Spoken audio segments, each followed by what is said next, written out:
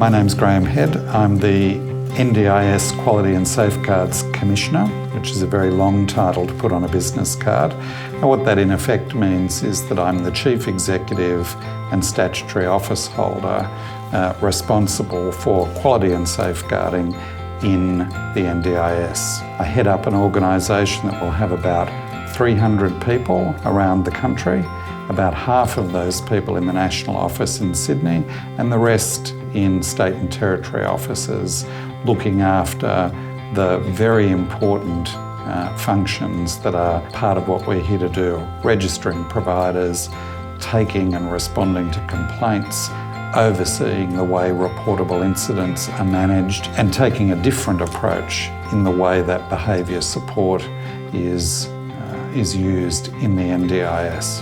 Quality and safeguarding is a really important dimension of a scheme like this, and the Commission's job is to provide that single national regulatory approach to this very important part of the NDIS, which is about participants being safe and accessing quality services. So the creation of the Quality and Safeguards Commission as part of the NDIS is a really important step forward for people with disability.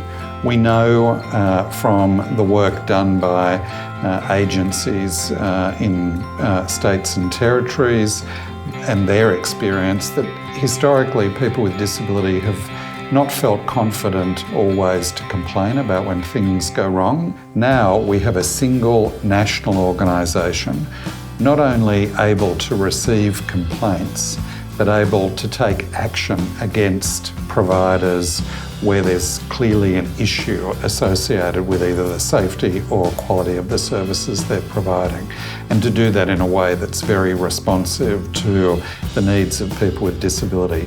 When the government legislated to create the Commission, a great deal of care and attention was paid to how the Commission would need to work with providers to achieve outcomes for people with disability in terms of quality and safeguarding. It's important for providers to understand that the Commission will take strong action when it needs to, but that our relationship with providers is not purely around the sharp end of regulation.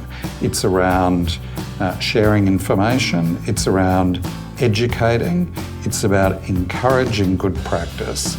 And to go back to that concept of proportionality, it's about taking the right kind of action depending on what's happening in the system. Every aspect of the Commission's approach in its regulatory work is designed to be proportionate. And what that really means is that we design our business processes and our responses to situations giving careful attention to the type of organisation we're dealing with, as well as the types of risks that we're dealing with. So it's not a one-size-fits-all approach. The entire approach is designed to make sure that people have in place the right things to properly protect the rights of people with disability, and that those things also suit their business model. For people with disability who are participants in the NDIS and the people who are part of their formal or informal support networks, it's really important, I think, for each of them to understand that the Commission is here to drive better outcomes for people with disability. It's not here to represent a national version of the status quo that existed before.